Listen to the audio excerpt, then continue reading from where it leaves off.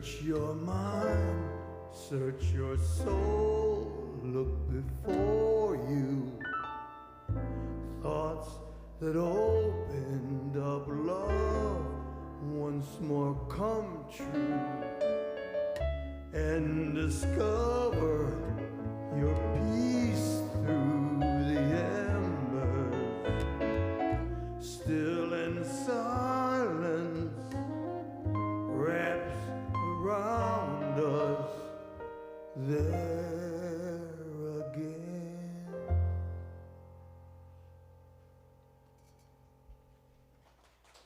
All day, everybody. All day in the Last Word Quintet. And welcome now to our streaming audience, our online audience. Say hello to France. Say hello to Brazil. Hello. To Germany. Bangladesh. We have somebody viewing from Bangladesh. So welcome everybody. This is the Last Word Slam, kind of a rebirth of the show that started at the Green Mill in 1986. Years ago, yes. Yeah, none of us were ago. even alive then, Mark. Jeez. I had a full head of hair. Yeah, right. So did I. Bob, did you ever have a full head of hair? Well, not a full head. Yes. No. When I first met him, he did. Yeah. So this is kind of a hybrid of the Last Word Quintet concert and the original slam. We have some open mic poets, but we also have some poets we're going to see up on the Zoom screen, as we all know about Zoom these days. But first, let's do a Last Word Quintet tune. This is a tune, one of our happy tunes by Al, "Looking for Love in Suicide Town," and for some reason, I thought of a Bertolt Brecht poem to put with it. So I don't know what that is, but. Let's do that. 1, 2, 3, 4. Mounted on the fairgrounds' magic horses, as among the children I pranced by, bucking hard as we raised our blissful faces to the marvelous clear evening sky. All the passers-by just stood there laughing, and I heard them say, "Exactly as my mother had." Oh, he's so different. He's so very different from us. Been living way too long, looking for a little luck and desire, and staring at the sun. Keep on climbing, but can't get any higher. I've been in and out, up and down, been so loud I can't hear a sound. I've been miles from home, but I'm still around, looking for love in a suicide town. Looking for love in a suicide town. Seated among the cream of our society, as I outline my unusual views, they stare at me till I'm sweating slightly. They don't sweat. It's one of their taboos. And I see them sitting there, laughing. And I hear them say, "Exactly as my mother had." Oh, he's so different. He's so very, very different from us. Been waiting on that mystery train, knowing it don't come round no more. Been looking for Luke the Drifter, walking in the rain, wondering when he could come back and settle the score. I've been in and out, up and down, been so loud I can't hear a sound. I've been miles from home, but I'm still around, looking for love in a suicide town. Looking for love in a suicide town. No.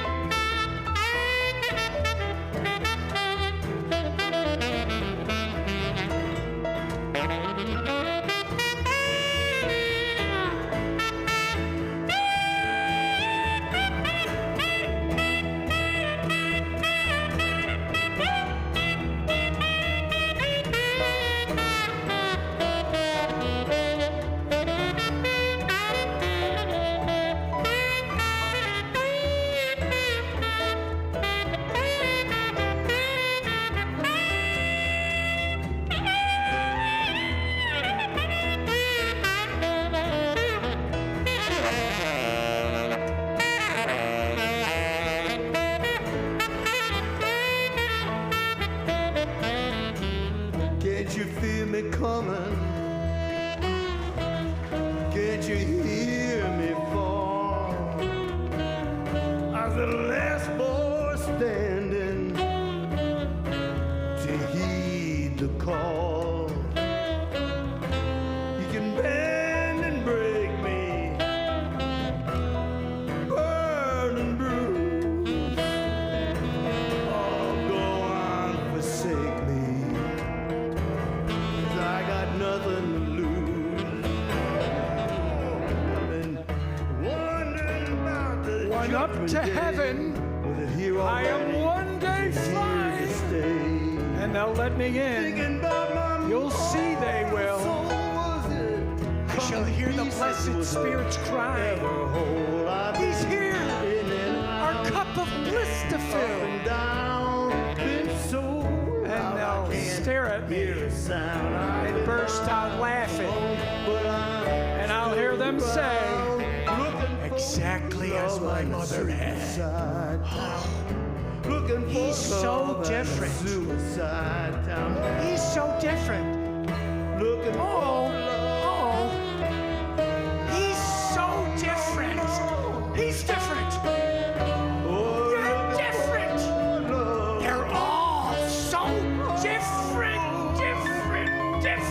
from us. Mama says so. My mother says so. They're all so different.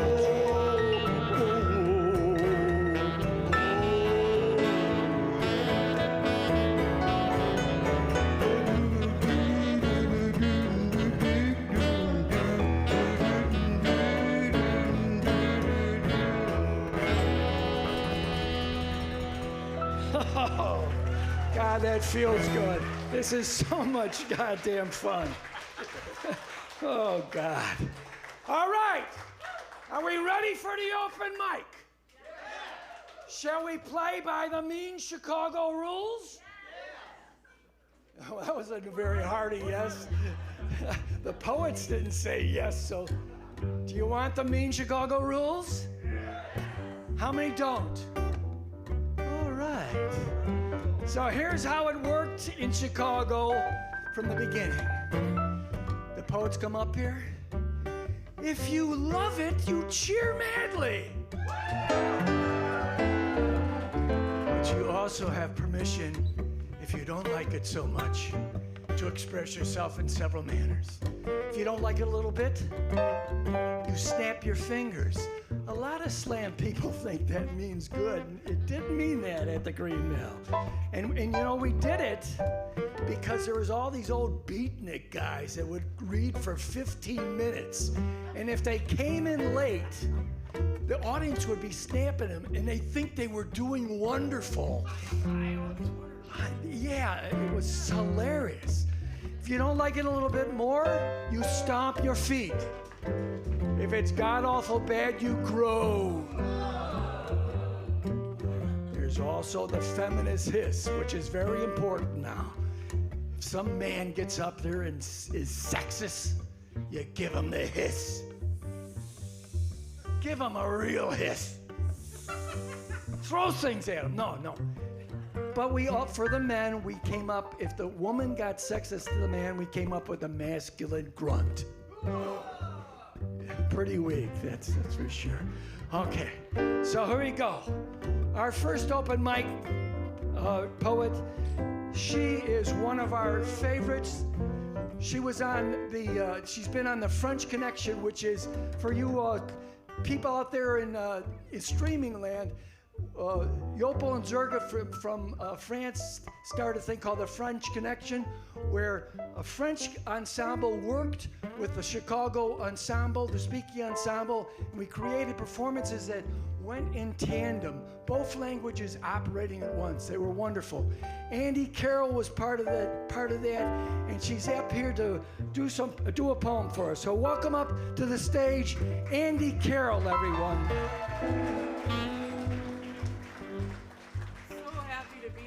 Thanks, Mark. Thanks for doing this. I hope there's a lot more of this, too. So this is for anyone who really thinks they have their life figured out. And I wrote this also for my son. We're not doing music, are we? Do you want some music? Are we doing music? We're waiting. We're waiting for our cue. It's your call. All right. Well, What kind would you like? That's how we do it. Well, this is a hopeful poem, so if you want to just give it a little Wait, bit. maybe we can't do the Yeah, music. we It's probably hopeful. can't do it. It's hopeful, yeah. But no, I understand. We'll try. We'll try. Yeah. Okay. Go into that deep place and find that. The only thing your future depends on is you getting there. Wherever you end up, I hope you believe there's really never an end. The beginning has a funny way of reinventing itself at any age. You'll find straight lines become a maze with no escape between points A and B. And if we're honest, all the way to Z. Your compass heart doesn't need to have it all figured out to see that any direction is the way forward. The North Star was never set in stone. It's hard to believe the sky's only here for the benefit of the status quo. Go ahead and go easy on yourself. I've been tough enough on us both, for the both of us, mistaking my bruises for birthmarks, calling my own eyes my father's. I'm quick to fault myself for any earthquakes in my own life. Our blood's an impatient type. Every conclusion it rushes to resets our anxious. This is our nature, the restless within racing to get ahead. We are storms rolling in over the mountains. Our warm fronts move into a cold wind. We can feel as much as see the peaks down into the valleys. A new perspective is possible. Whenever you change the view, take it all in and say to yourself, I don't need to have it figured all out to know where I'm going. And say, I don't need to know where I'm going to know it's going to be okay. I don't need to know where I'm going to know it's going to be okay. Say it with me. I don't need to know where I'm going to know it's going to be okay. Let yourself believe this until you don't again. Then repeat. And in those times when you feel you aren't getting anywhere, check to see if the earth is still rotating. If the answer is yes, then you are, in fact, moving. If you want to disprove physics, simply look around at everyone else and see what they want you to see. At that moment, you'll never feel more behind while eating the dust of resentment, and you'll wonder what you did wrong and what they did right to get what they got. But our paths are not racetracks. It's impossible to lose ground when you're finding your own way. If we all took the same path, this planet would be missing out on all the good stuff, and I want all the good that comes from taking the scenic route to discoveries that create songs and poems stories. The path of least resistance should always stay open to interpretation. What you think makes the most sense for you will, until it doesn't. Stop holding on for dear life and teach your fist to learn to let go. Your future doesn't need you to fight for it as much as you think it does. Every newborn already comes into the world with a rally cry screaming, "I was born for this." The echo never left your body. It's there, the thunderclap. It's there, the thunderclap heard while expectation burns from the lightning of your storm, rolling in over the mountains, changing direction so fast. Even the weatherman never sees it coming. Thank you. Andy Carroll.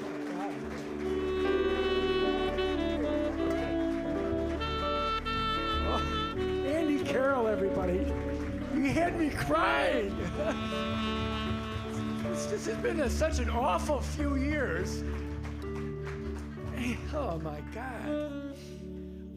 I've lost my trick. Grace, come on up here. Let's have Grace come up to the stage. Grace was part of the generation that it was just forming or had formed and was ready to, she was starting in the ensemble, and then the pandemic came along and ruined everything for us. How you been? Good. Good. Happy to be back on a mic. Good. Yeah. Would you like some music? I forgot to would. say that the first time. What kind would you like? Can we do like elevator music? Elevator music. Great. We invented elevator music. Yeah. Right. We would like one of our albums on the elevator. That would shock Suicide Town on the elevator. I've been on all the wrong elevators. This is a poem I wrote towards the beginning of the pandemic. I thought we'd all appreciate now that we're here. And it's called Other Places I'd Rather Be on June 1st, 2020. I want to be stuck beneath someone's armpit on a crowded L car during rush hour when I can barely balance because there isn't enough room for both my feet to not stand contorted, so I'm mostly standing on my left foot. And we stop for an unknown amount of time because an unauthorized person is on the tracks. And I won't moan or roll my eyes because I can hear the top hat drumming from the douche with the AirPods. And I'll soak in the heat of the bodies and their breath and exasperated sighs because at least I'm commuting. At least we're employed and at least we'll be moving soon. I want to be waiting in a crowd 3 people deep to try an overpriced drink at an overrated bar where my friends will be overexcited to find 8 square inches on a dance floor. To move with each other and smile at each other as the perfume mixes with the alcohol and our sweat tastes like months of loneliness leaving our bodies. And I'll meet a guy named Brad or Chad or Dick and go home with him and have bad sex because at least I'll be having sex. And at least afterwards he'll wrap an arm around me and I'll feel the heartbeat of another soul in bed. I want to wait in line at the DMV where I'll spend an hour overhearing Karen talk on the phone to Sheila about what David did at work and why she needs to get through this line soon to make it to Macy's for their buy one get one sale on Marc Jacobs handbags. And I won't mind the exposure into someone else's life and will remind myself of all the other places I have to be too because at least I have things to do. I want to meet someone who instead of shaking my hand says I'm a hugger and then proceeds to hug me even though they did not ask if I am a hugger, which I am not. But I wouldn't even complain because at least I'm meeting someone new. I want to call my grandmother and leave a message because she is out at church or having lunch with the ladies and running errands and happy and healthy and not home. Thank you.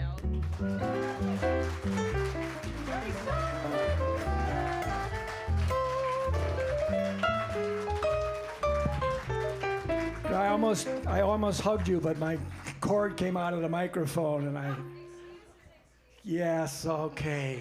And I don't know, I think our elevator was going sideways, so that actually Yeah, works out. right. Give it up for Grace. That was wonderful there. And Steve Seddon, come on up here, Steve Seddon. Steve Seddon, one of the from the old days. Steve Seddon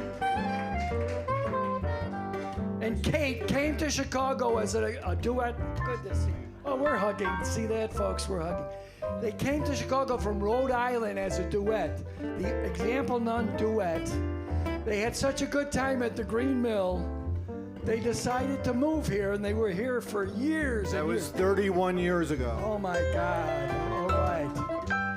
You want music? I'm gonna go without the music. No music. This won't take long. Take a rest, boys. Thank you. All right. In The Catcher in the Rye, Holden Caulfield said, "I never seem to have anything that if I lost it, I'd care too much. Sometimes I think that, then sometimes I think, I used to have that. I would like to have that again. Why don't I have that? I used to have that. I don't remember thinking I don't want to have that anymore. When I had that, I would have that out to look at. It made me happy to have that. Did I say to somebody, here, you can have that, with an understanding I do not want to have that back? Maybe when I wasn't looking, somebody thought, I'd like to have that. Then when I went looking to have that out to look at, it looks like I don't have that anymore. Even if I was to have that again, even if I were to have that again, it's not that. It's not that. I used to have that." Thank you. Steve Seddon, everybody. Who's on first? Steve Seddon.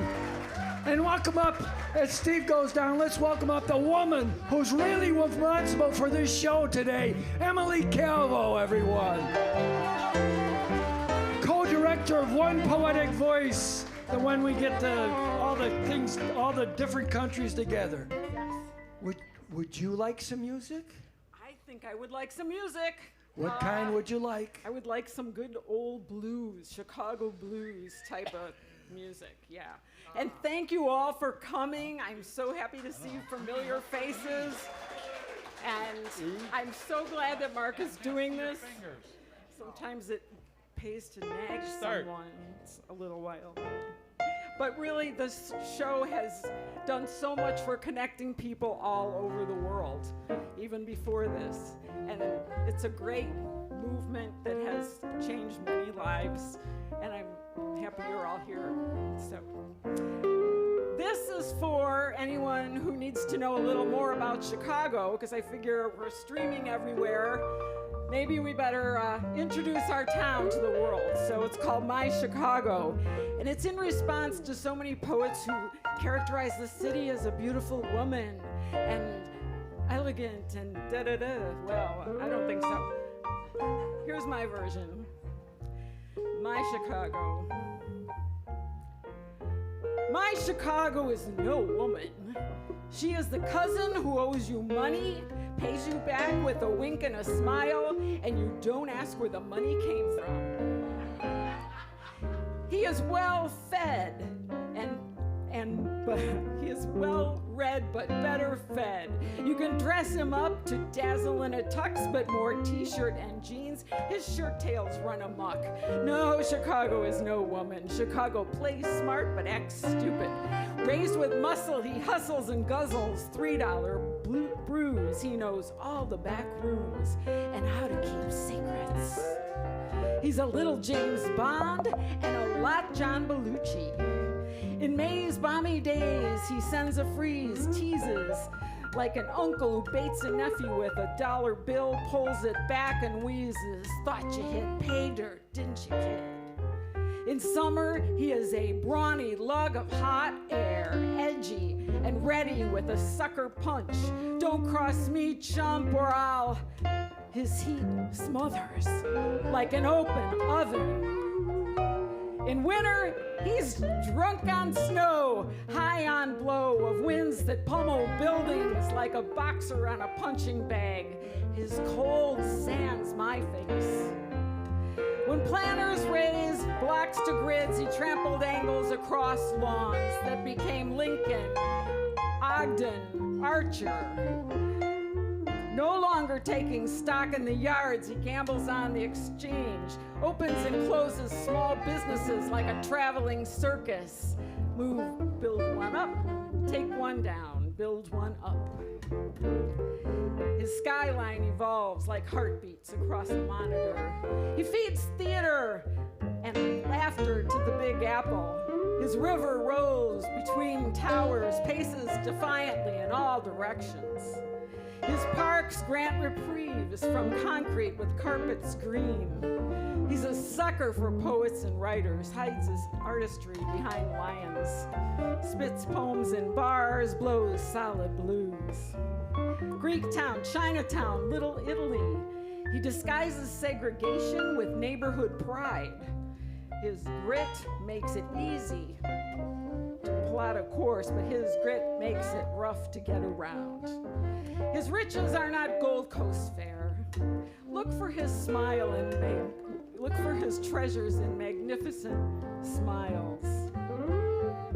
All colors, all shapes. See it at sunrise when diamonds blanket lake water at dusk as lights jewel the horizon. Hear it in the sound of distant tongues. No, Chicago is no woman. Perhaps Chicago is no man. Maybe the city is the androgynous, the yin-yang in all of us. The vegan behind the bakery counter, the cop who thinks he can help, the gangbanger with a poem, or the optimistic Cubs fan. Chicago's riches reflect all of us, the best and worst of you and me and all of us. Thank you. Emily Calvo, everybody. Thanks, sweetie. Emily Calvo. And how about the band? Are they doing it? Oh, Chicago is no woman, but she sure ain't no goddamn man.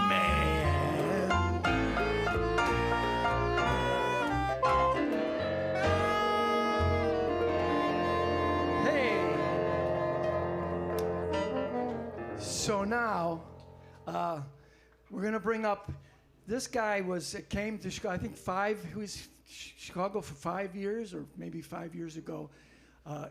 Ellie Ben Susan came and was a regular at the Green Mill. He went to school at the Art Institute. He's a jewel designer, a painter and all that.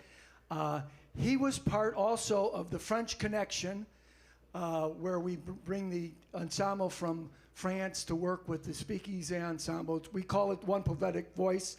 Emily Calvo helped me start this thing. It's really unique. The first time we started it is actually in the DVD. Show them the DVD for sale. We have the 25th anniversary DVDs where the first poetic voice,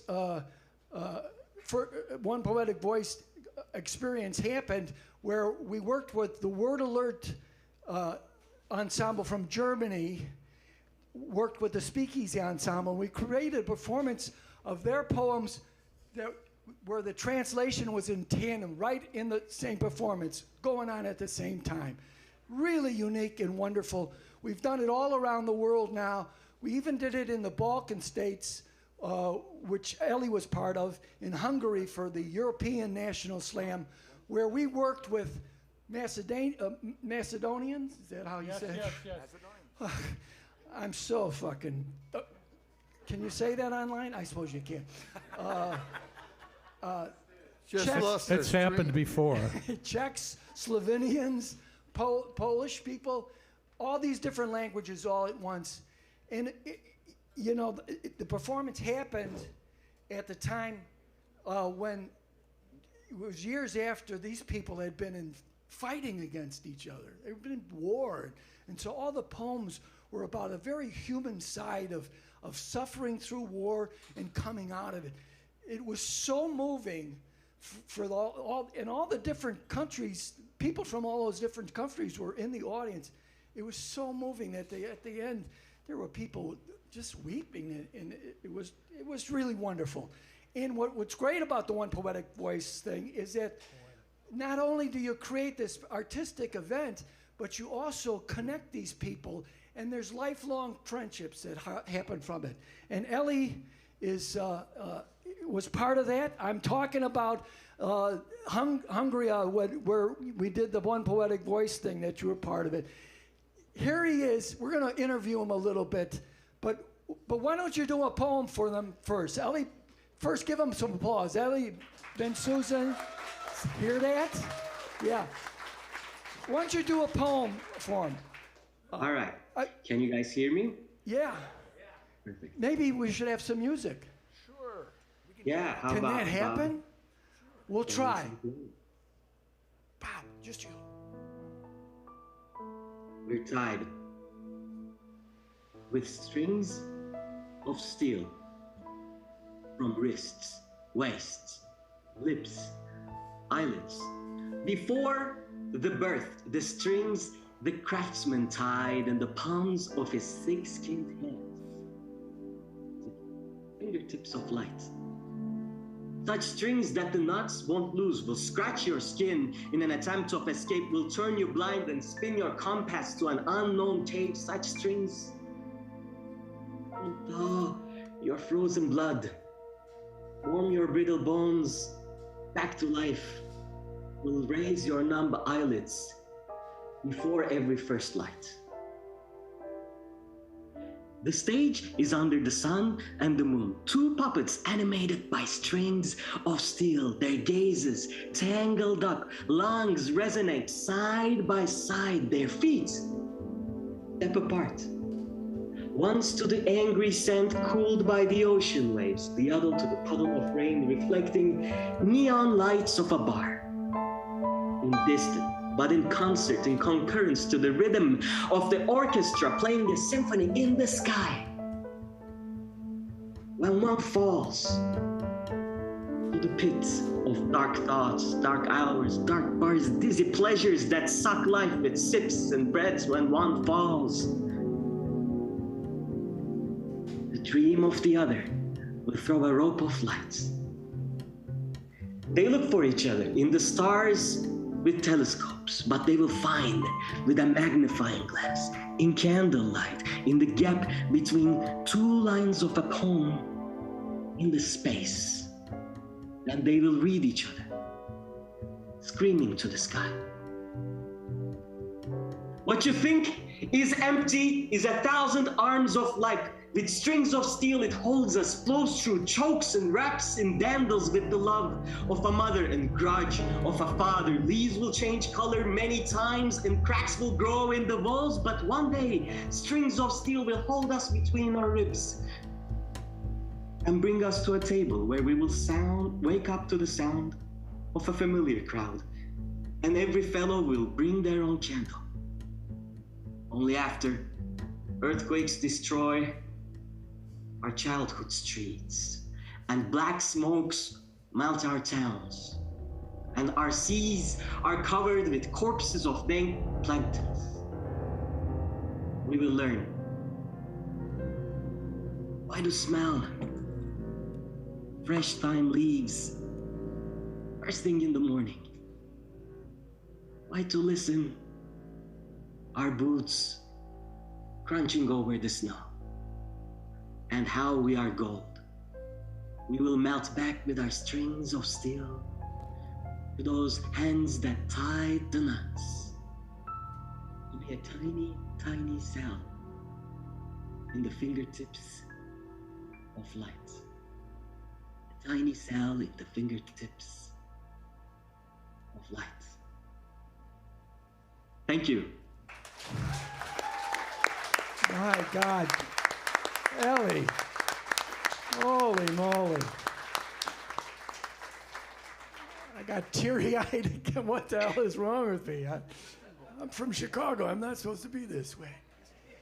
Hey, first tell us just a little bit, just riff a little bit on when you were here at the Green Mill and what it was like. For sure, yeah. The time at the Green Mill was very special for me. I'd already been coming there for jazz, but the night I discovered the Poetry Slam was the night, I think it was the Valentine's weekend, and I was just there. And after the Poetry Slam, this fantastic lady comes to me, and she says, "Hey, do you want to learn how to do that after the show?" And I say, "Why not? We teach how to do poetry." And that was Jax. I guess she's in the audience tonight. Thank you, Jax. You truly, that was a night that changed my life. Jax, everybody. She's responsible for that. Yeah. Now, thanks to you, I'm writing poetry. I've participated in many shows, made a lot of friends, met a lot of people, starting writing poetry, combined that with my design practice. Currently, I just recently did an installation where I combined some local poetry with a local sculpture in Istanbul. So it truly changed my design profession as well. Not only that, it gave me a new perspective, and an environment that I copied and replicated in Turkey as well. And what is most important about slam is something that I've been recently trying to figure out. And there's always these things about the audience can participate. It's a competition, so it's entertaining. Those are important, but what's most important is that Marc had always repeated that it's the vulnerability of the poets. We have to protect that. And I have founded Istanbul Poetry Slam on that value. And for the past 2 years, we have been doing a very similar event in Istanbul. Unfortunately, we don't have jazz musicians, but we have really nice poets. And hopefully, in the future, they can come to Chicago and perform there. Or maybe the poets over there come over here and perform here. Absolutely. Last Word maybe Tour. The musicians can come over there. Oh, yeah, that definitely would be wonderful. Great. And I missed a lot of people. And I know that some of them are in the audience. And Emily, it was great to see you perform again. Also, Andy, such a fantastic poem. Michelle, I know you're there, and I'm happy that you're still with your boyfriend. And you guys are doing great. Jax, I hope you found your purple helmeted warrior. And there's one other thing that I missed, and that's Malort. This is... Do you believe that someone misses Malort? I have only this much left. And I was saving it for a special night. I guess this is it. You guys have Malort? Have a shot of Malort with me if you have some. I'll have it after the poem so you guys can order yours. We can have it together. What a ham bone he's become. Okay. Oh, so good seeing you. God, I miss you so much. It's 9:43 here, so. Hey, how about a poem in Turkish? Yeah, let's do a poem in Turkish. Okay, we're Americans. We won't understand it, but tell us kind of what it's about. For sure. I was seeing a woman for a little bit, and I think the experience we had was very different in terms of seeing this person made me realize so many things about myself, and it was very deep, sometimes even to a point where it was scary, and sometimes to a point where it was therapeutic. But that's why it's a very, very private poem. I've never performed it in anywhere because the audience here is Turkish and they understand. And I'm glad I'm performing it in Turkish and nobody understands it because it's... All right. Yeah. Anyways, so that's what it is about. It's called Ona Sırrımı Verdim, which means I gave her my secret. And here it goes. Ona sırrımı verdim. Utanmaz bir fısıltıyla ona sırrımı verdim. Çekinmedi, duraksamadı, göz bebeklerime baktı. Zihnimin çekmece diplerinden anahtarları çıkardı. Tık etti parmakları. Cehennemin kapısı açıldı, çığlıksı bir gıcırtı. Camları kırdı, duvarları yıktı. Kara enkazın altından türlü türlü yaratıklar, barajdan taşan su gibi gür, günlerdir aç gezen kurtlar gibi çıldırmışlar. Karanlıklara kaçtılar. Çocukluğuma sızdılar. Anılarımı çaldılar, düğünlerimi bastılar, dualarımı yırttılar, dileklerimi sildiler, kırıklarımı ezdiler, öptüler, sardılar, sonra yine kırdılar, kabuslarımı saldılar, yalanlarımı buldular, çırılçıplak soydular, dövdüler, sevdiler, tavanlara astılar, derilerini yüzdüler, post gibi giyip ateşin etrafında iri gözlü maskelerle dans ettiler.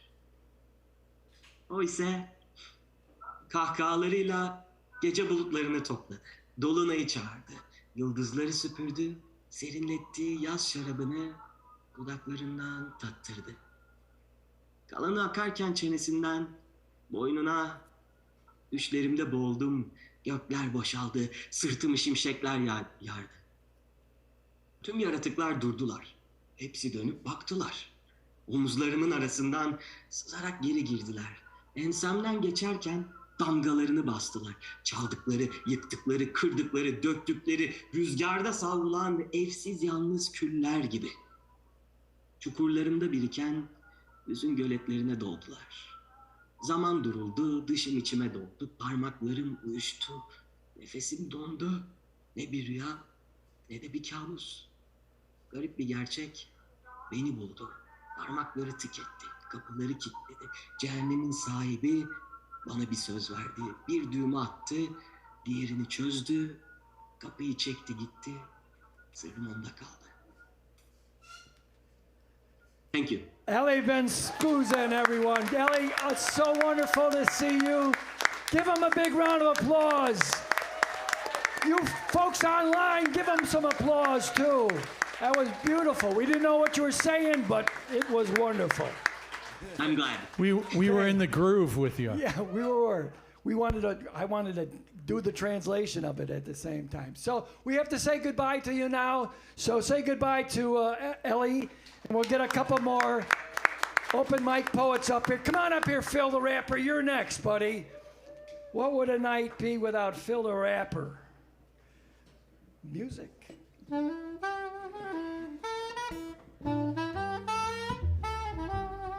Phil the Rapper.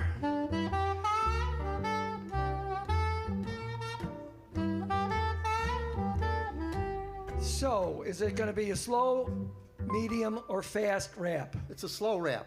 Okay, slow rap. We're old guys here, but I think we can. We do slow. We do slow rap. We can do slow rap. Sure. Give me a beat.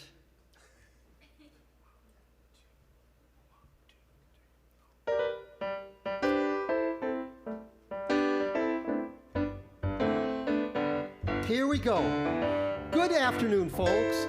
I'm coming online to do a rap during COVID-19 times. Normally today I'd be at the Green Mill, but it's closed for social distancing, so I'll stay home and chill. Only essential businesses are open, so there's not much to go to. So here's hoping to flatten the curve, recover from the virus, because having our freedom would be more desirous. The CDC website shows a mounting number of cases, people running around with masks on their faces, doing Passover seders and church services by Zoom, reporters doing news from their living rooms. All the news is about COVID-19. Stay home, wear a mask, and keep your hands clean. The WWE doing shows without fans. Dine-in restaurants can't operate, but carry-out can. So now we're all waiting for President Trump to get us out of this stay-at-home slump. Will it be May 1st? Will it be June? For how long will our lives be ruined? He will have to listen to Dr. Fauci. Until we're back to normal, we're gonna be grouchy. Governor Pritzker and Mayor Lightfoot preach to stay at home to keep coronavirus out of reach. So for now, we'll all just social distance to keep coronavirus out of our existence. Hopefully, there will be a vaccine so we can keep our immune systems clean. But for now, I'll just stay at home, rapping on Facebook video alone. But once we're done with all the COVID-19 crap, I'll be back at the Green Mill to rap. Rock on, Chicago! Woo! Phil the Rapper. Thank you, Phil. Phil the Rapper, everyone. So in our next sec, we're going to have Sin Salach and Sheila Donahue, and we're also going to have a visit from Danny Solis and another surprise. But we're going to finish out this set. Have you had a good time so far? I have too. I got weepy. I was laughing. Let's do 1, 2 to take it out, and then we'll take an intermission. During the intermission, you can visit Emily over there, because we do have, finally, I have stuff for sale. I've never done this before. There's stuff for sale. And so do we. And let's thank Dan Shear and John and the other Dan for our production team doing this stuff. And yeah, we have we're working on our 3rd CD. We do have 2 out already. We have CDs for sale. And they Don't are forget here. that. For Christ's sake, buy a CD. yeah, right. Little Billy needs his If operation. not for his sake, for your own. The CD is $15 a piece, I think. I think that's right. Yeah. So, let's do Jocko. Tell us a little bit about where Jocko comes from. Oh, well, this is about Jaco Pastorius. And for some reason, I put Zerg and Yopo, who are out there in France watching. I'm sure Zerg! there. Hey, Zerg. I'm going to do your poem, Zerg. I hope I have your permission. So the poem that I put in it is by Mr. Zerg, who is with Yopo, the organizers of Ligue de Slam France, which sends teams and workshops all over France. Probably, they have, before the pandemic, they would have, I think, something like 150 or 200 workshop gigs that they taught the kids, and they put on a festival sponsored by the Institution of Cultural and Diversity or something like that. I'm sorry, in France. You can do it, dude. All you can over do the it. world, they're seeing what a Chicago education does for you, I suppose. So, okay, let's just do the 2. Anyway, the Chicago story about Jaco goes is the old Bulls, when it's the Jazz Bulls over there on Park West. Jaco, who nobody knew about at that time, wandered in with his bass, without a case, walked over to the bartender, there's nobody else in the room, and said, "Do you know who I am?" And the bartender says, "No, who are you?" I said, "I'm the best bass player in the world." So, I hope it happened. Anyway.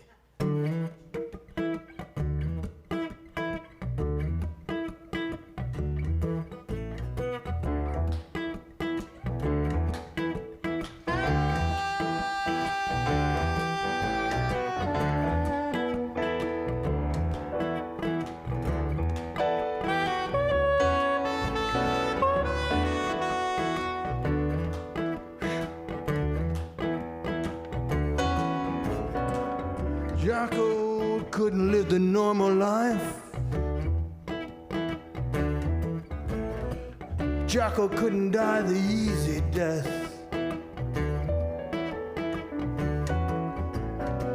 Jaco lived like a man on fire. Jaco died like a man's desire.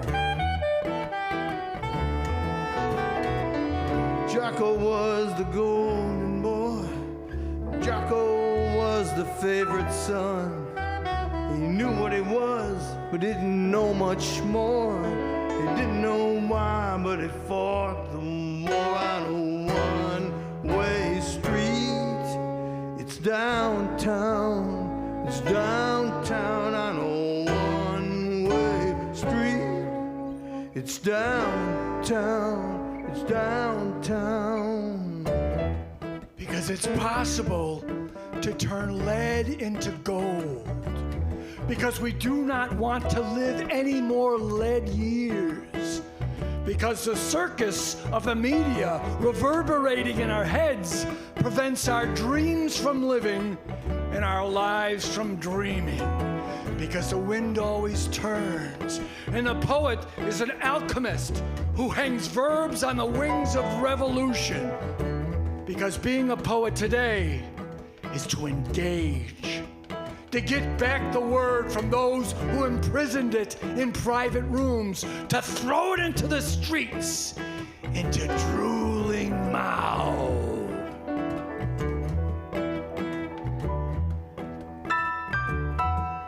Jocko never took the scenic route.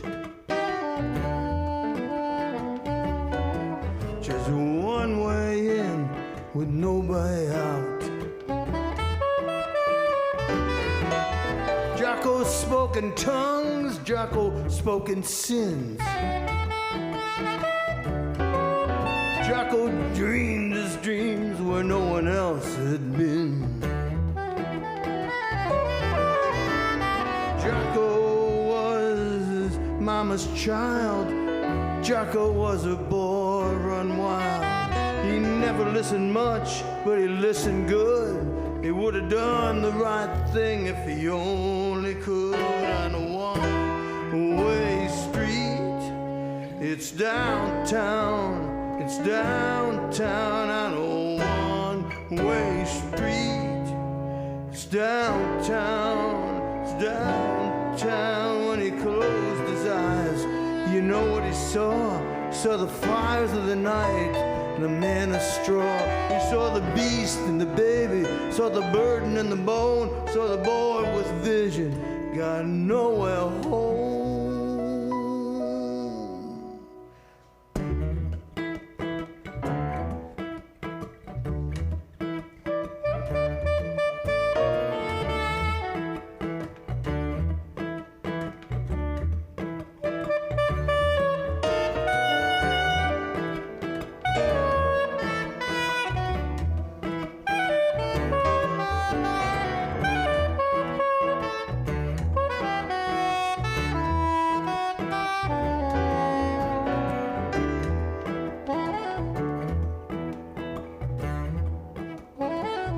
Because being a poet today is to take poetry in the face as a pavement of freedom, to resist the puppeteers that pull our threads, to remain standing when all are defeated, to spread our riddled wings and fly high among bell towers, to say fuck off to those who consider us dead, to bite those who try to master us, to bawl in the face of papier-mâché democracies and sing our lives beyond steel walls. Because being a poet today is to embrace the spirit of Jocko.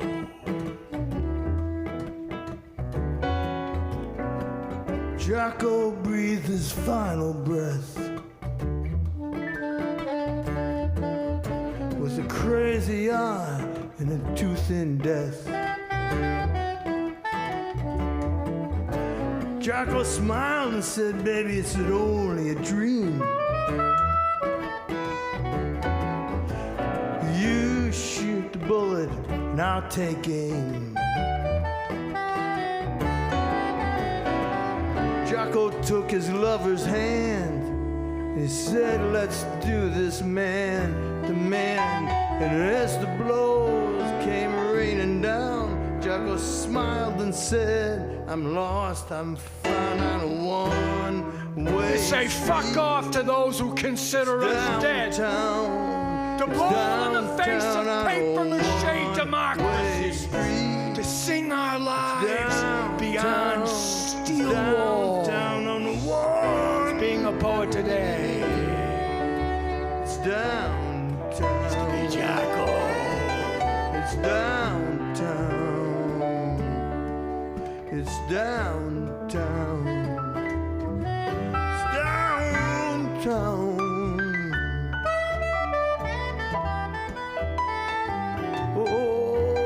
downtown. It's downtown. It's downtown. It's downtown. Bob Long, everybody. Al Day, Brian Gephardt, Doug Lofstrom. Hey, my name's Marc Smith. We're going to be back in a little bit, everybody. Thanks so much for being out there, and thanks for you guys online. I hope you're enjoying yourself. There's a little line at the bottom that says tip jar. We got to pay for Dan and John there somehow, so come on, send some donations in, please. One round of applause for yourselves. Thanks for coming out on Saturday afternoon, downtown.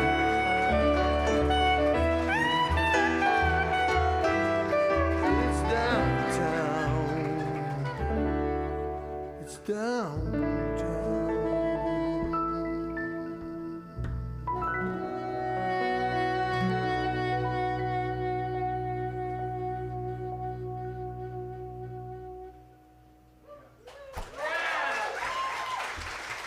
Thank you.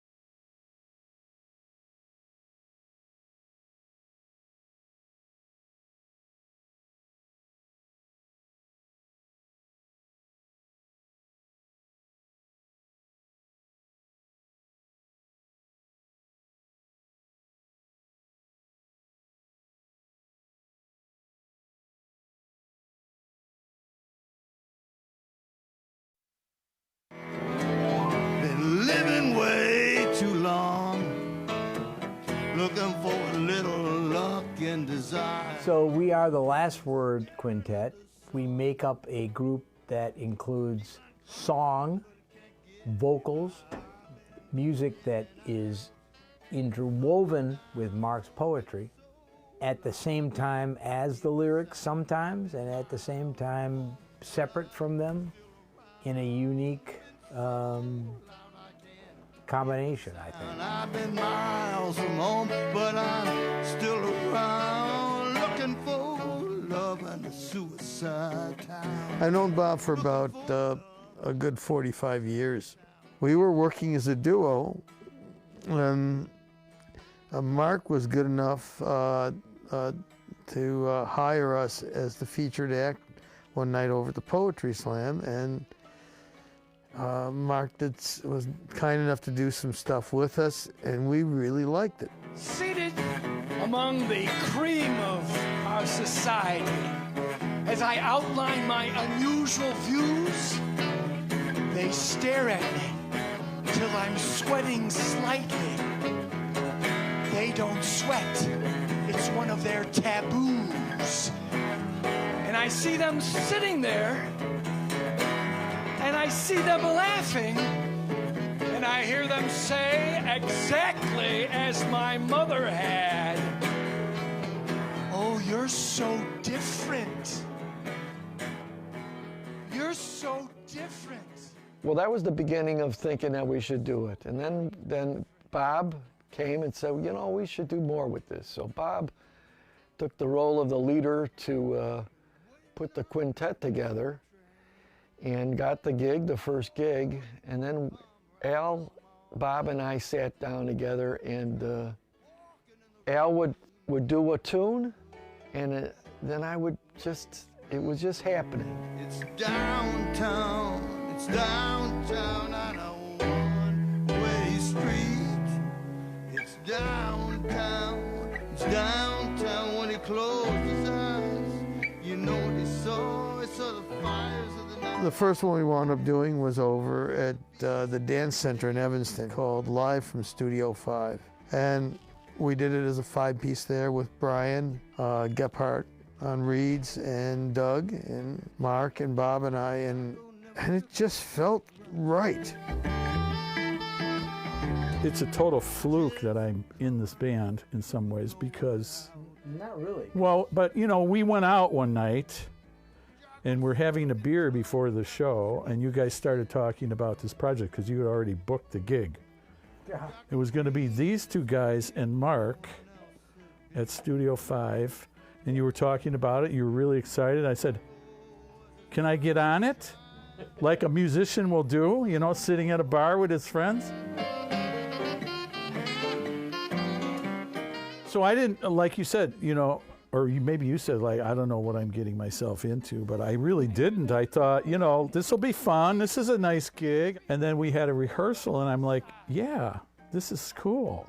And then remember at that gig, I said, we were talking about putting all this music together. I said, yeah, and we had 2 rehearsals, right? Yeah, when we're doing that on there, and everybody thought that was the funniest freaking thing. Yeah, yeah. Laughing. Yeah, yeah. And Doug saying, no, seriously, we had 2 rehearsals. We had 2 rehearsals, right. You're all invited. We have pizza. It's on Friday. Yeah. You just come. We had several rehearsals this time, too, so look out. And then the first time we were putting all this together, and I'm like a broken record with this one. We've got all these ones set up just the way they're going to go, and Mark leans over to me and smiles and said, you know, this is all going to be different when we do it on stage. And I'm looking and said, really? And he said, it'll be all right. Although these days we're trying to actually get our performances to go somewhat the way we rehearsed them.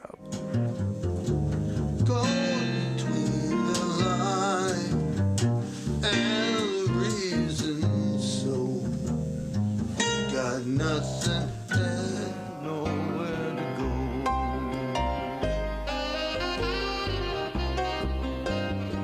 The good thing about this group is the synergy of the creative forces of all the people, which is all at a very high level. And Al's songs and lyrics are very emotional, and his voice is very, I'll say this, and I mean this as a compliment, it's a great pop voice. You're delivering sometimes pure emotion. We don't always hear every word, or we don't, you know, it almost doesn't matter. But then there's Mark, who is like biting off, enunciating every word, lots and lots of words, that at the end of the whatever piece it is or whatever, I think people really get a lot of emotional and you know, poetic language. Not language is not even it, but just a lot of energy and stuff. It's really great.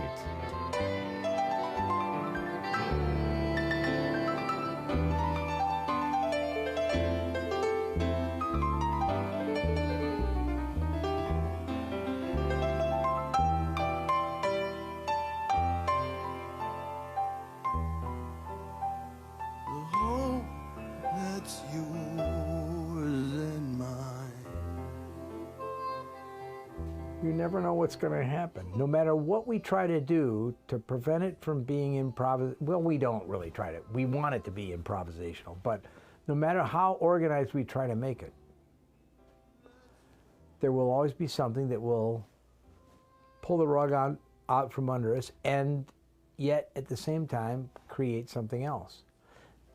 That's the only thing I can say about it, that it is, to my experience in music, which goes back a number of decades, it is unique.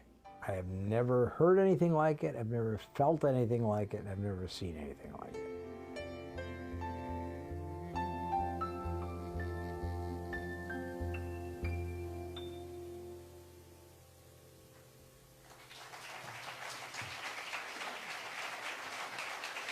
Thank you very much.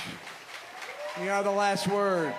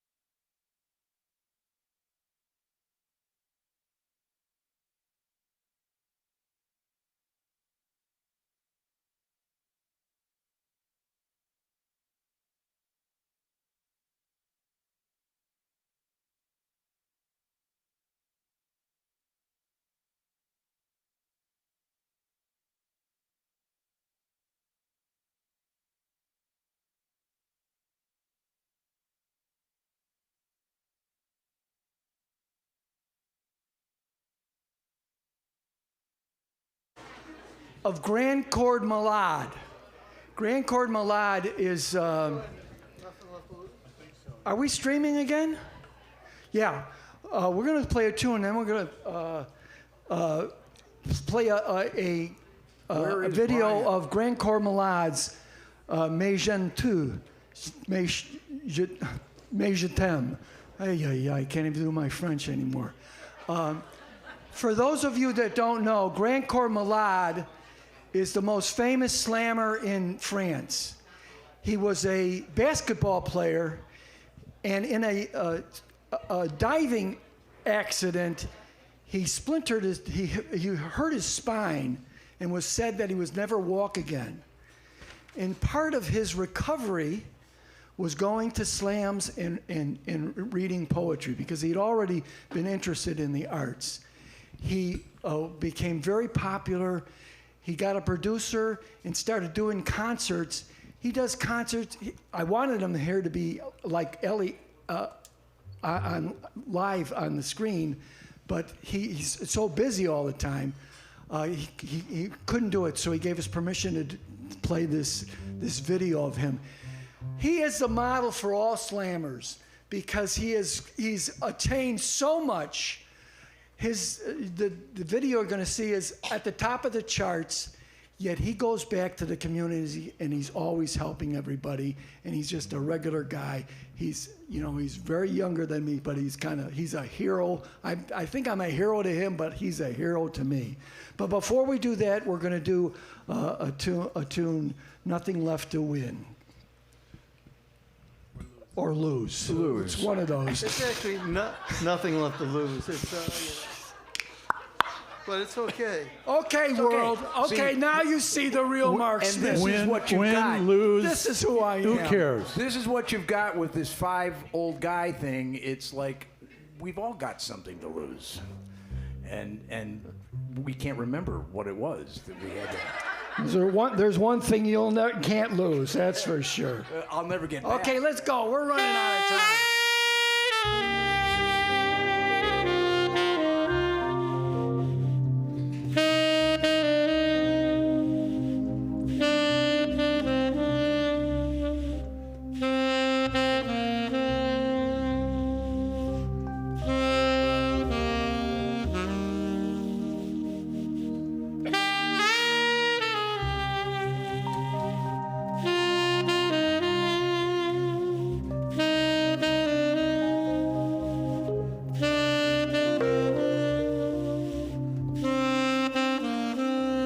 Tiger.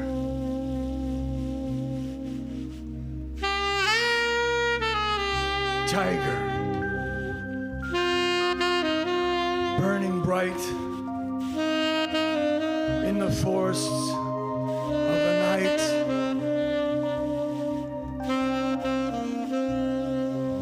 What the hand, what the feet, what the hammer, what the chain. Turning. The center cannot hold. Things fall apart. The best lack all conviction, while the worst are filled with passionate intensity. Tiger. Turning.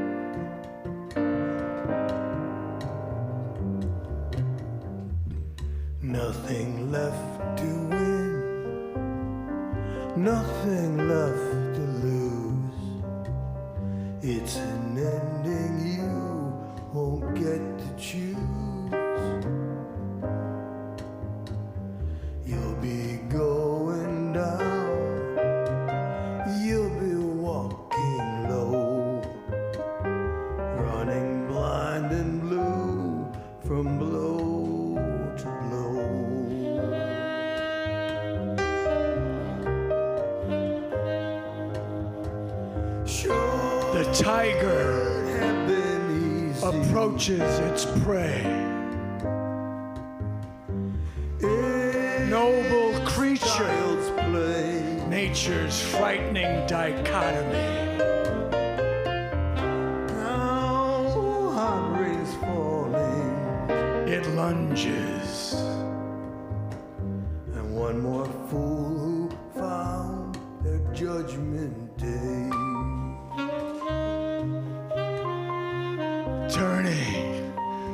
Turning. We've come to an age of edge, asking, where is the reason? Where is the justice? Where is what we once called God? Divided and divided again, the center cannot hold. Each self battling against I or we, for me, for them. The tiger's bright eyes, piercing soul. Anybody's guess how the winds will change. You got nothing and nowhere to go. Caught between the line and the reason so. You're left wasted, naked, worn and strange.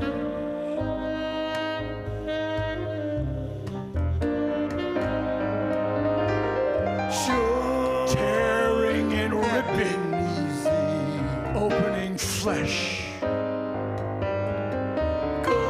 Fierce creature, Have been sweet. life in a balance.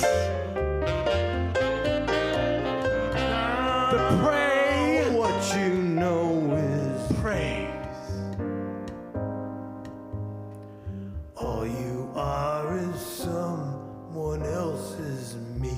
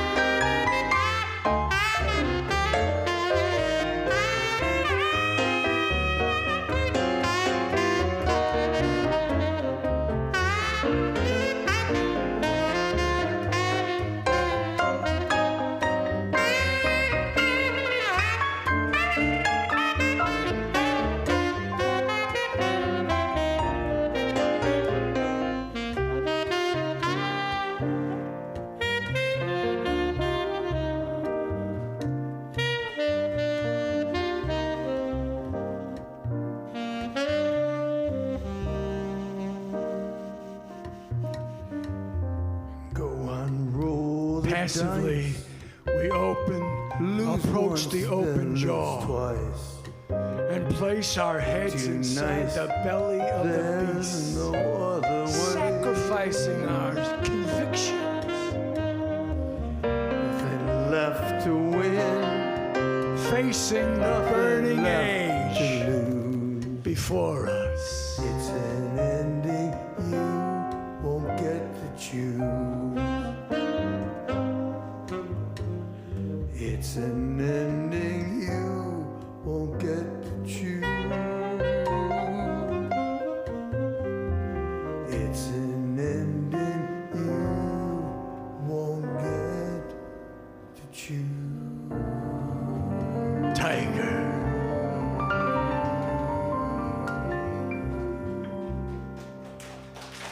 The Last Word Quintet, everybody. Hello there, streaming audience. You guys go take a break, okay?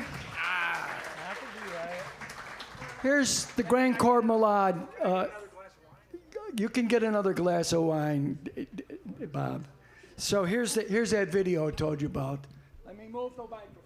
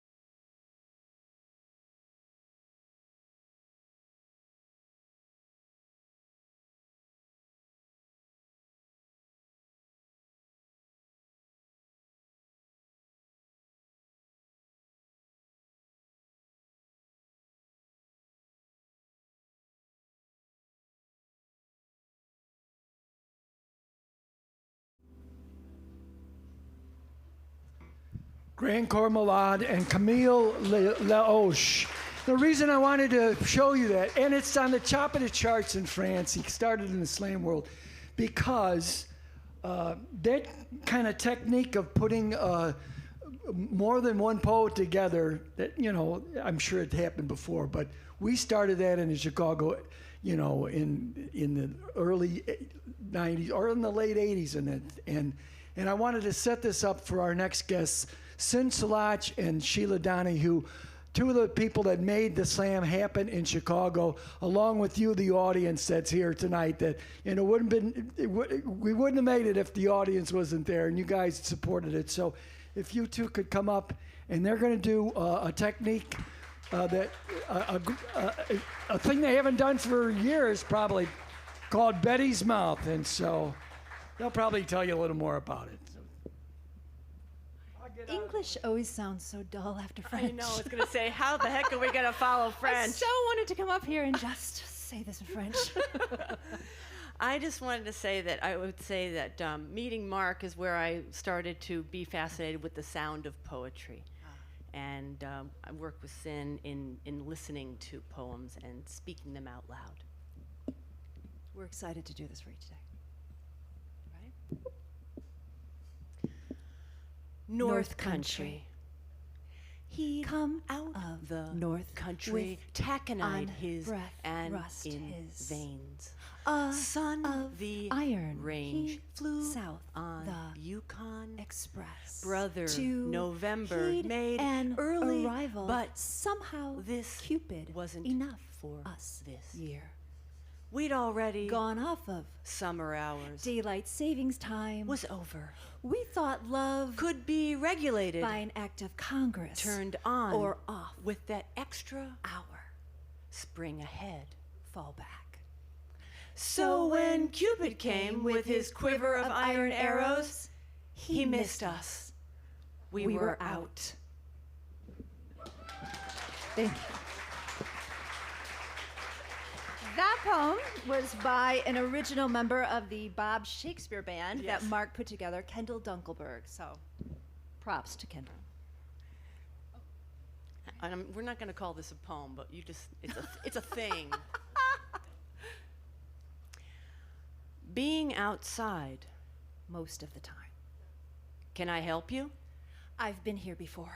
Can I help you? I came to see a woman. Will you please spell out your name here and tell me how I can help you? I talked to a woman before. She said to come here. Ma'am, could you speak up? She said to come here today. You must be in the wrong building. I've been here before for this. There's another facility for that, you see. She said to come here. We don't distribute that here. I don't remember her telling me to fill out any forms. I was supposed to talk to her. Well, she's not here now. I've been here before.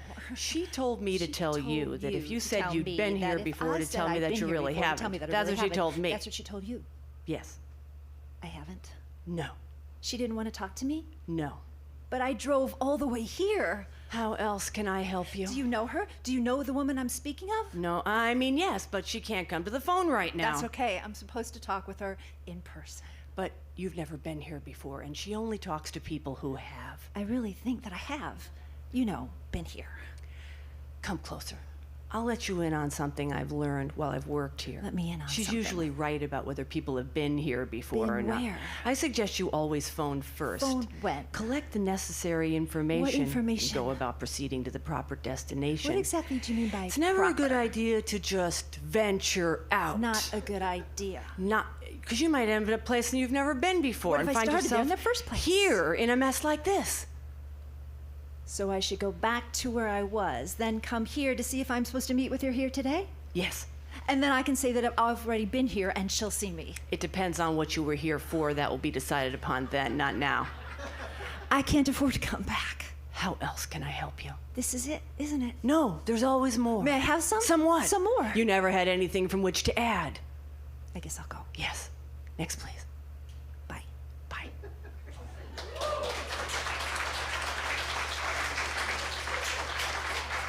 And now a poem by Sheila Donahue, who I have had the honor of working with for many years. Someone mentioned 30 plus years. It's at least that. Oh, FYI, we met because Marc sat us together at a booth at the Green Mill. Yes. Like that. We were literally like, that was when we met. Okay. This poem is called Every Politician Needs a Poet. Defiantly New York, the streets wrote poetry. and gave it to the people in tiny little frozen yogurt cups so they could take it slow. There were armies of writers recording the lives and the unlives for the people, by the people. The people were on their way to work. They were working so hard not to feel, that the armies of poets just had to sit in their way. Hundreds of little writing desks, each with a quill and a single sheet of paper. And each desk had a sign that said Poem Co. Inc. So the workers would recognize the poets as real, because only the ink and the org and the gov are real now. What do you want to say? The poets would ask. Some coffee angels were happy to stop. Some gum chewers were waiting for a pitch. Some asked, what holiday were we celebrating? Some rainbow unicorn people were delighted and started their creamy over-talking. Some airport people ignored the question like a shoe shiner. Some children spoke right then and there. What do you want to say? You give us a tiny bit of you, and we'll write. We'll make you a poem, and you can go on your way. It's a full-scale poetry checkpoint. All we need is you. No need to stand in line. Plenty of poets to go around. You might think we belong in the backwoods of Maine, documenting nature, but we feel the cities need us more at this time. Oh, you can ignore us if you wish, but that will only incite the bagpipers to begin. And if you think poets are annoying, some workers scrambled. Some unwound themselves. Some people hated the army of poets. They could not recognize them as fellow human beings. Some mysterious acid reflux prevented them from seeing. They called for the police to remove the poets out of their way. Tell them to stop asking us to feel things. Tell them to stop asking us to say something. It's our destiny to lock ourselves in a little closet playing counting games with colorful pharmaceuticals. The poets didn't smile back. They're not that type of corporate. They're not the type of corporate that smiles at you when they are fucking you. They're the type of corporate that fucks you while they are fucking you. So at least you feel something. The police couldn't stop it because it was words. The politicians couldn't stop it because it was words. In the beginning was the Word, and the Word became flesh, and that life was the light of all mankind. The light shines in the darkness, and the darkness has not overcome it. And the poet spoke the words of the Spirit out loud to the louder-than-life people with their heads down, citing brimstone. And the people said, "Hey, you can't speak of God. You're supposed to be a liberal." We'll change that B to a V, partner. We are liberal, the poet spoke. The sulfur in hell has purified our livers, and the iron of the Great Lakes has penetrated our blood. We hold in our torso an organ the coroner has not yet found, as dark as a rose, as blood red as the loins of a conservative grass-fed cow. Our voices captured. I cried that day. I cried the day when the poets took the streets to the little writing desks. I cried so hard I could not drive. The whole data center coming in over the car radio. It came in through the air conditioning vents. Freedom was slipping out the window. Our voices captured and fed back to us in our own language, fragmented. And I heard the reports of the poets handing each person a poem who wanted a poem through the chaos of smoke and blessing. And they could be heard telling the people in the most understanding way, "If I had more time, I would have written you a shorter poem."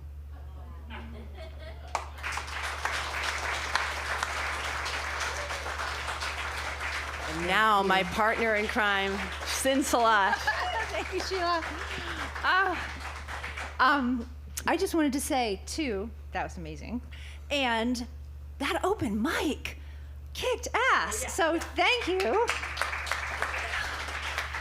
The first time that I did an open mic at the Green Mill, about 30-something years ago, my life changed, and I went home and I quit my job because I never wanted to do anything else. And so my father was like, "You did what?" But then he started coming to all the open mics and all the gigs, and he and my mom are still here, still showing up. So this is for Alzheimer's for my dad.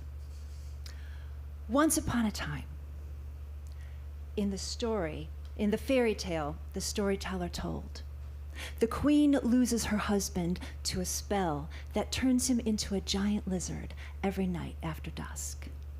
Every night he retreats to a tower alone, not wanting to be seen.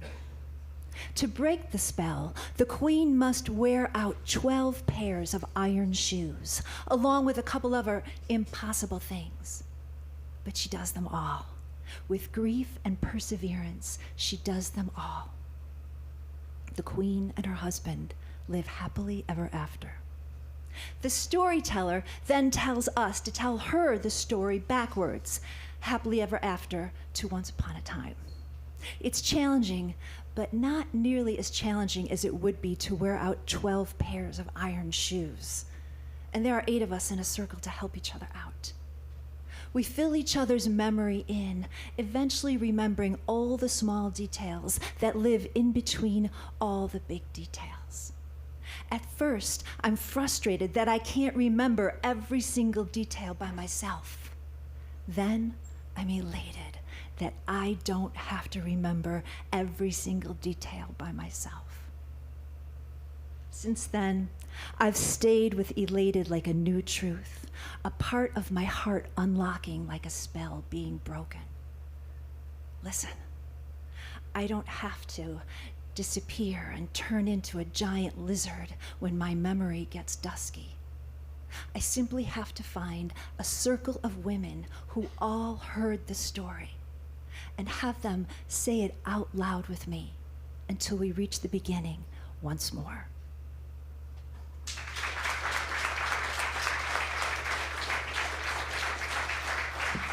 Thank you.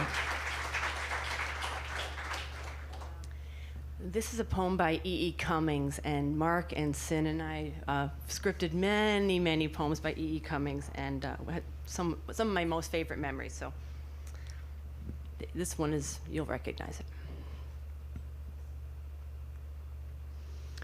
Somewhere I have never traveled gladly beyond any experience. Your eyes have their silence. In your most frail gesture are things which enclose me, or which I cannot touch because they are too near. Your slightest look easily will unclose me. Though I have closed myself as fingers. You open always. Petal by petal. Myself as spring opens. Touching skillfully. Mysteriously. Her first rose. Or if your wish be to close me, I and my life will shut very beautifully.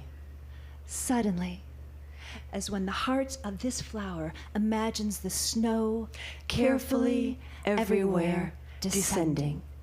Nothing which we are to perceive in this world equals the power of your intense fragility, whose texture compels me with the colors of its countries, rendering death and forever with each breathing. I do not know what it is about you that closes and opens. Only something in me understands. The voice of your eyes is deeper than all roses. Nobody, not even the rain, has such small hands. Thank you.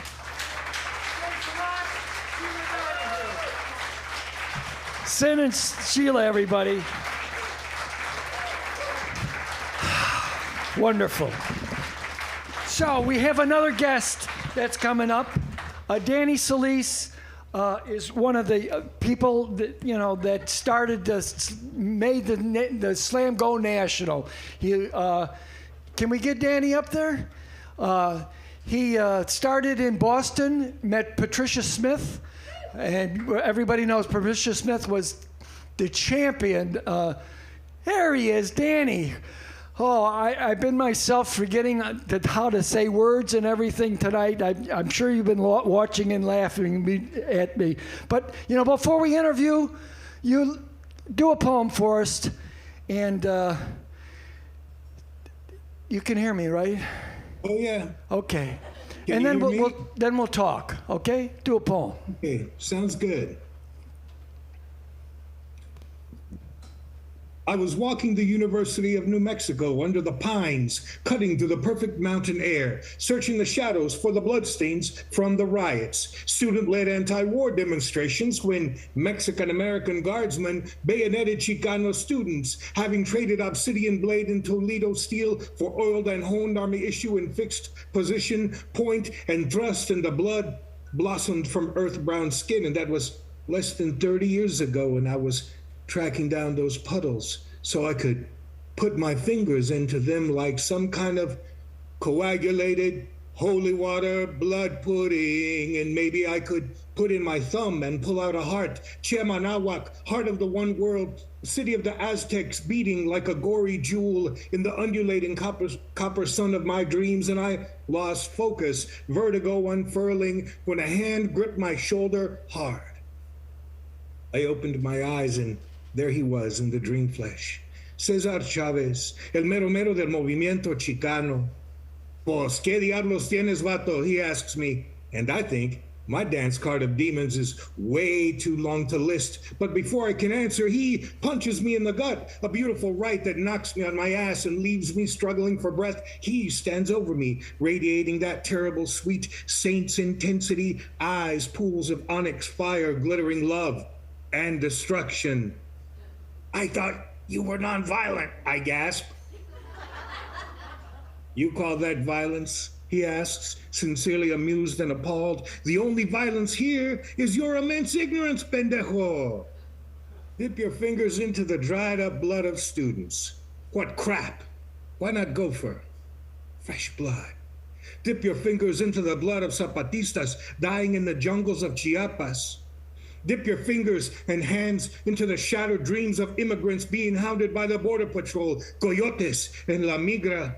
Dip your fingers, hands, arms into all of the sangre chicano being spilled by gangs, the cops, and clicas in the streets and callejones of Dallas, Chicago, LA, and Albuquerque. You think it stopped flowing just because the PBS special ended? Just because you quit thinking about it? Just because there was no one around to yell, "Viva la raza!" and wake you up? He grabbed my face and shoved it into a mirror and said, "That's violence. Every day you don't speak the language of your grandmothers and your grandmother's grandmothers. That's violence." And I knew he was right. And I turned to him, but he was gone. And in his place was Santos Rodriguez, a wavering 12-year-old angel with half his head blown away by the Dallas police, and I trembled as he took my hand, and we took flight, rose into the air, and we flew backwards past the LA riots. Smoke and fire licked at us, and we rose higher. Screams from furnace heat, napalm's victims, Vietnam, and we rose higher. Mexico City, 1968, students machine gunned in the bloody streets, and we rose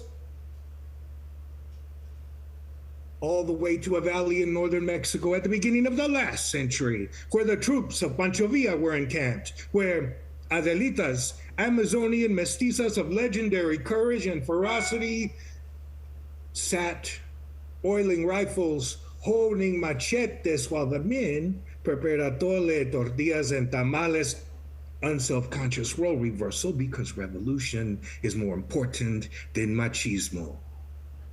And Santos sets me down face to face with El General Doroteo Arango, and he is grinning with a humor full of danger. And in the silence, I realize that no one is saying a word, and everyone is staring at me, waiting. And Villa's face changes to the face of a child, waiting to be taught to read in English and Spanish, and a voice in my head says, "Welcome to the revolution, cabrón." Dan, it's so good to hear you, Dan. I haven't heard a poem from you in so long. Hey, so tell us a little bit about your start. Sure, thanks. I mean, and it started in Boston, and then your travels to Albuquerque. Danny and the crew in Albuquerque. I never thought I would say this, because I always thought the Chicago National Slams were the best and never could be topped. Their National Slam in Albuquerque was tremendous. And then tell us about what you're at now, okay? Sure, man. First, thanks. Yeah, thanks everybody for that kind applause. And I just want to say, being at the end of the show is really fucking intimidating because, having to follow, of course, Mark and the whole band, and then, all the great poets. A shout out to Ellie all the way from Turkey. And of course, Sheila Donahue. Hi, Sheila. Love you, miss you. And of course, the mighty Sin Salach. And it just, I mean, come on. So then they throw me up. Actually, the only reason I'm here is because Grand Court Milan was actually not available. So you figured it out. I was asleep on my couch and I got the call, but no. Right now I'm living in Rochester, Minnesota, and I've been working on an event for several years called Day of the Dead Poet Slam. And it's a combination of the Day of the Dead and the Dead Poet Slam, which they do in some cities, where poets show up as their favorite dead poet in costume often, and they do poems by that poet, and it's treated like a normal slam. People hold up scores and the audience cheers and everything. But what we've done in Rochester, with the help of my partner in art crime, McKay Bram, and lots of folks here in the city, also Tiki Garcia, who's been the art director, with an amazing talent. We have incorporated traditional elements of Dia de los Muertos with the poetry slam, the Dead Poet Slam. And so we've had, we've been doing it for 8 years. Every year we have Aztec dancers who kind of give us their blessing. They come and they perform and they burn the copal and everything before the reading. And at one point we were doing like a 3-day festival where we were decorating the grand lobby, which is this giant room at the Rochester Arts Center. And we were just festooning it with altars all the way around the room. And we had a special night dedicated to Prince a couple of years after his death. I mean, we're here in Minnesota, but who doesn't love Prince? Anywhere in the world you could do that. So we're doing that, and I'm just working on a ton of different things. I love working with the music. I've always been inspired by that, working with bands, and I've been working with different musicians here in Rochester, and did a couple of years ago, was fortunate enough to do a gig with Felix Reyes, one of my homeboys from way back in the day, great guitar player, bass player, right there at the Green Mill. And that was amazing. So, just listening to everything, listening to everybody, Ellie really got me with that line, the fingertips of light in his poem. If everybody can remember back that far. So I got some more stuff too. But anyway, Mark, do you have a question, or is it? I'll take questions. No, I think you've done it. Do another poem. Okay. Is the band still on break? Is that what's going on? If the band can rush up here, yeah, come on up here. They don't have to rush. I can't really see what's going on there from. Oh, here they come. I'm not supposed to stand in front of you. When you're as old as we are, applaud for the band if they're going to come back on the stage. You got to clap. What an amazing band. Thank you so much, everyone in the band. And thank you, Mark. And thank you, Danny. While everybody's coming back on stage, I was going to say, I was thinking earlier about the practice of poetry and the stereotype of the poet as being alone in a tower, typing away or writing, scribbling away. And, there's this solitary, and there's some of that. But this work of getting poetry out, of throwing it out in the street, as you said, Mark, right? In that, like, being somebody who sets the table and sets the stage for others and makes it possible for people to express themselves, to me is one of the most important parts of the work that we do as poets. And I'm all about that. I love doing that and providing opportunities for, whoever wants to get up and speak their truth. So it's very You got a great heart, Danny. Danny Solis. So what's the name of this you're gonna do with the band? And what kind of music you want? Polka? Well, you know what? These guys, they seem like they want to play jazz. And if Doug, the bass player, if I remember that name, we cover it all. How about just a little slow walking bass line to start off with, and the improvise around this. This poem is called "The Day Twisted," and it's just a poem about going through the course of one pretty eventful day. So, yeah. Oh, and before go ahead, keep playing, and I'll just talk over it, then I'll begin the poem a second. Before I forget, shout out to Grace. I loved your poem, Grace. If you're still in the audience, I don't know if you had stuff to go do. Anyway, here we go.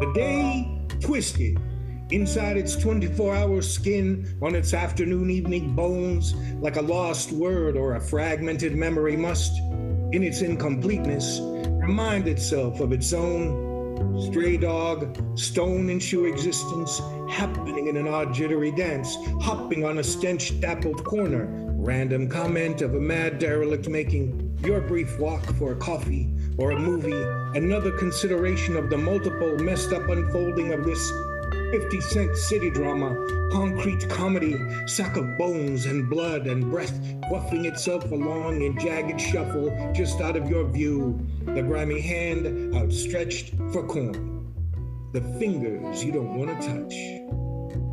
And it's there, right there, that little song inside that says, what of that one? What storybook left out in the rain? The colors blur, the pages stick together, swollen and steaming in the sun. It was.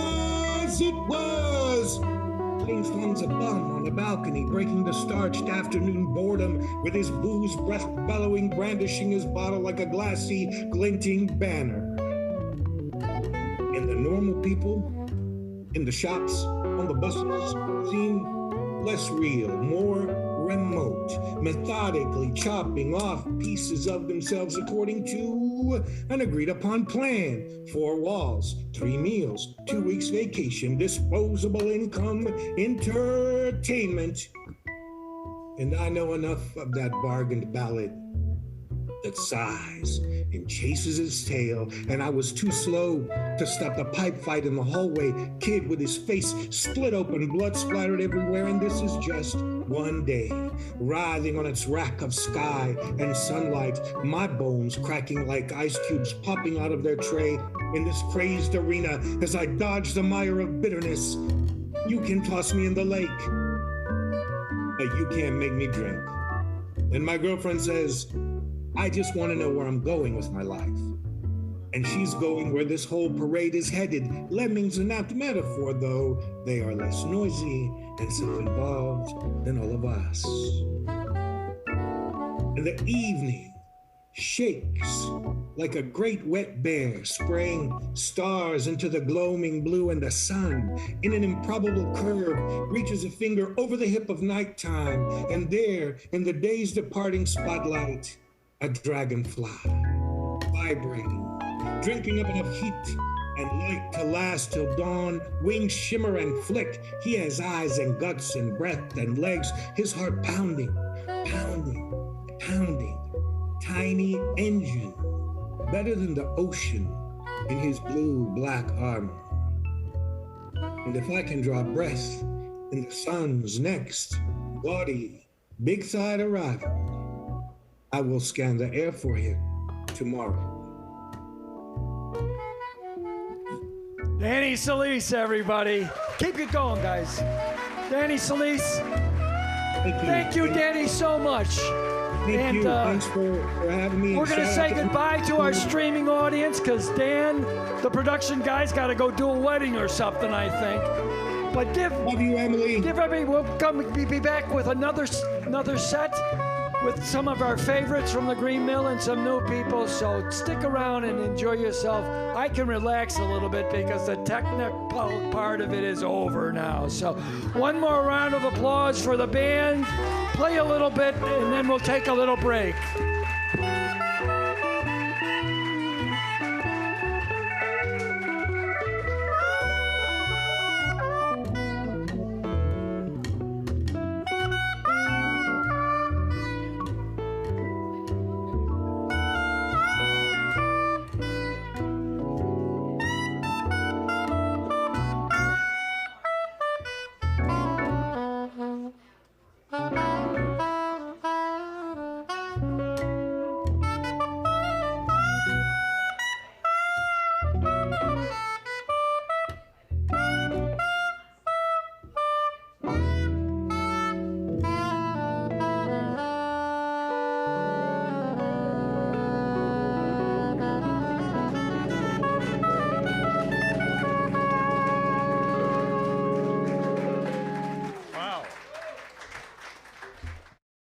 And thanks to our streaming audience. Don't forget the tip jar, and we'll GoFundMe. hopefully be back next month. Thank you. GoFundMe, baby.